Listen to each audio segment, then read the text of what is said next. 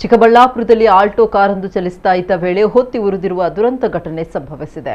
70 ವರ್ಷದ ಉದಯ್ ಕುಮಾರ್ ದುರಂತದಲ್ಲಿ ಮೃತಪಟ್ಟ ವೃದ್ಧ ಭಾನುವಾರ ರಾತ್ರಿ ತನ್ನ ಗ್ರಾಮಕ್ಕೆ ತೆರಳುವ ವೇಳೆ ಈ ದುರ್ಘಟನೆ ಸಂಭವಿಸಿದ್ದು, ಪ್ರಾಥಮಿಕ ತನಿಖೆ ಪ್ರಕಾರ ಯಾವುದೇ ತಾಂತ್ರಿಕ ದೋಷ ಅಥವಾ ಅಪಘಾತದ ಕುರುಹುಗಳು ಕಂಡುಬಂದಿಲ್ಲ. ಹೀಗಾಗಿ ಇದು ಆತ್ಮಹತ್ಯೆ ಇರಬಹುದು ಅಂತ ಪೊಲೀಸರು ಶಂಕಿಸಿದ್ದಾರೆ. ಈ ಸಂಬಂಧ ಪ್ರಕರಣ ದಾಖಲಿಸಿಕೊಂಡ ಪೊಲೀಸರು ತನಿಖೆ ಮುಂದುವರೆಸಿದ್ದಾರೆ. ಉದಯ್ ಕುಮಾರ್ ಅವರು ಕಳೆದ ರಾತ್ರಿ ಬಾಗೇಪಲ್ಲಿಯಿಂದ ಸ್ವಗ್ರಾಮಕ್ಕೆ ತೆರಳುವಾಗ ಈ ದುರ್ಘಟನೆ ಸಂಭವಿಸಿದೆ.